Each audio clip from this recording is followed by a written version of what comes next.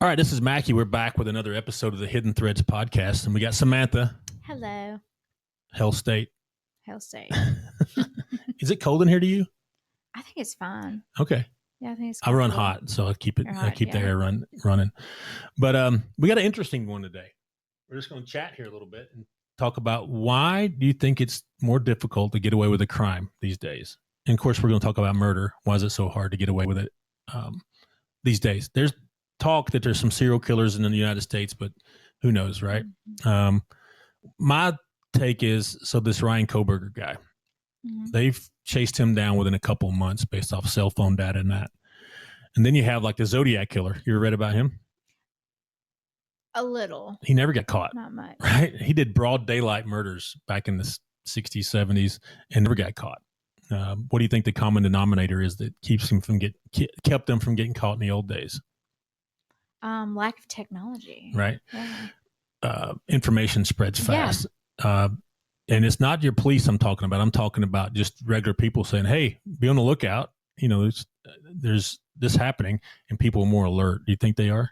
Oh, for sure. And we have Ring doorbells everywhere. I mean, everybody's carrying around a personal tracker with them at all times. Right.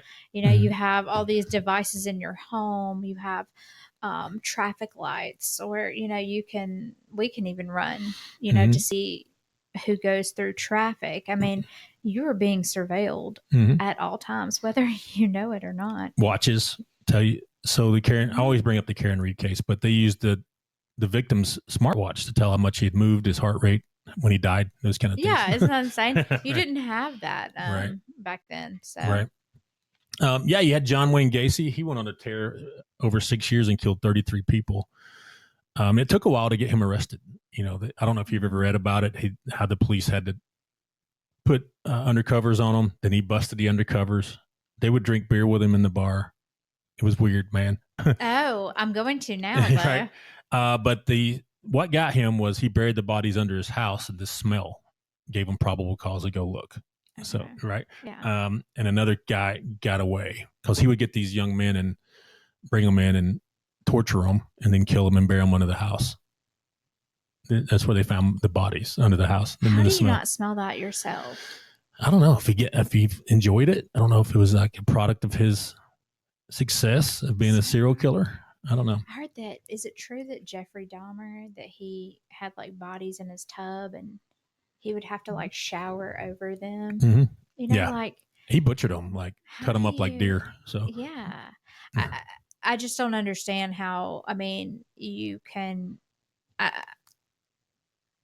be that unaware of the scent that other people would know. Right. Now, Dahmer got away with it for a while, too. I forgot how many years. That's what I'm saying. He had to be manipulative enough to carry these, out and to get away with it. Well, he would bring them in, like they'd meet him at a bar and bring the guys in. Hey, let's go have some drinks. And then he would get them in his apartment. It was all over then. But then be that unaware of a smell. Yeah. He kept them in the deep freezer.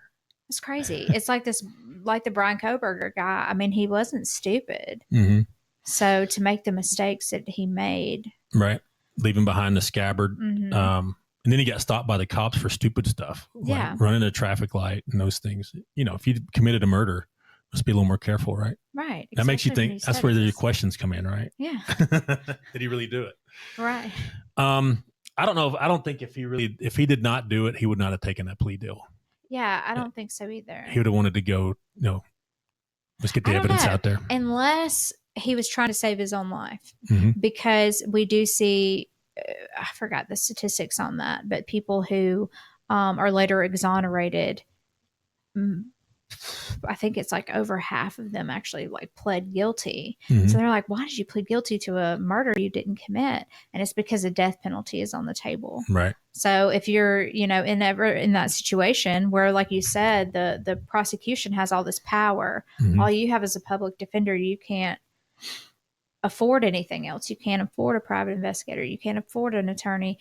And you're put in a situation where you have to play a game. And it's like, you can engage in this game with us and you might get off. But by chance you lose, you die. Your life's on the line. So yeah. So it's the only way to not play. Yeah. And going back to the time thing, this Koberger guy, they caught him in a couple of months based off his cell phone data, right? Well, he was a PhD student there, or master, what do you call it, doctoral student. Right. And so his cell phone would ping around there. But then they got the DNA back, and they were kind of like, why is his DNA in the apartment? Right. That's a big thing. It's going to would have hurt him. But you said there was no transfer between rooms, right? Yeah, I heard that there was no transfer from the DNA with the blood with the victims between the rooms, and so that was unusual. I think that there's a lot more is going to come out, right? And I think it's probably going to come from him. But if he is a psychopath, how much of that can we trust? Yeah, they lie. They try to manipulate still, even while they're in prison, right? So, you told me earlier you don't think he'll make it through prison very long. I don't think so. I don't know. Okay. I'm divided on that. I think that he could either go into prison and not make it very long, or he could go into prison and basically be their leader. Be a hero. Yeah. Well, he's very educated. So he's very educated, and like some Aryan Brotherhood stuff that he could come in and really start at the top of the hierarchy. Well, he's going to be in there forever, right? So he's not going anywhere. Might as well make the most of it. If you look at him on the screen, though, there's no emotion. He just looks like an evil guy to me. Yeah. But they caught him quick. I've talked about this before with other investigators, and they say there's probably serial killers out there. They just get caught on the first or second one. Yeah. You know what I mean? Because I wonder if he's done anything before. I don't know. I don't know if anything's going to come out and they say, hey, let's quit. If they got some murders where they're like, I wonder if he did this, look where he lived and all those things. I think early on, I remember a year or so ago, they talked about, they were looking into seeing if he was connected to some other like stabbing incidences. But I wouldn't be surprised if that came out. And I think a lot of times when people, I know, especially like whenever you're looking at sexual abuse, for instance, like if someone's caught, it wasn't the first time. Like you hardly ever get caught on the first time. But I wonder if that's the same with murder. But I feel like most murder is a crime of passion that has the lowest recidivism rate. Yeah, it's a big deal to kill somebody. So. Yeah. Now, to Koberger, did he sexually assault any of those people? Not that I know of. No, they haven't mentioned that. No, but I wonder if there was some sort of motivation, because they said that he didn't do well with women, that he may have had an obsession with one of the girls. He'd been stalking her, maybe. Yeah, like been rejected. So his car and his phone, his car was seen around there like 2 weeks before that. They speculate he was stalking one of them. You know what I mean? One of the three girls. But yeah, it's crazy how quick they kind of got him quick. They found him in Pennsylvania based off his DNA. Now, what was his DNA on file, I wonder? They got that from like an ancestry site. I think they linked it to his dad. Okay. And then he went to his dad's house and he was there. Yeah. Right. And that's how they found him. Look who we got. And then they brought him back. But we didn't have that, back in the day. Let's say 1980 even. Yeah, right? 1980. Yeah. Right. And you had people getting away with it, right? They would stack bodies pretty deep before they got caught. Right. Which mad respect to the investigators, 80s prior that had to figure these things out without all the tools that we have now. Just talking to people, basically. Yeah. That's what you're doing.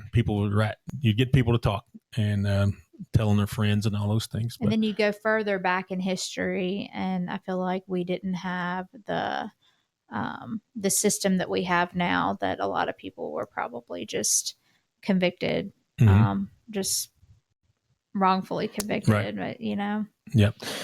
There's a lot of that from the old days. But all right. Anything else you'd like to add to this one? I think that's all. All right. We'll Don't be murder back. people. Don't kill people, right? Yeah. All right. We'll be back with some more episodes soon. Bye.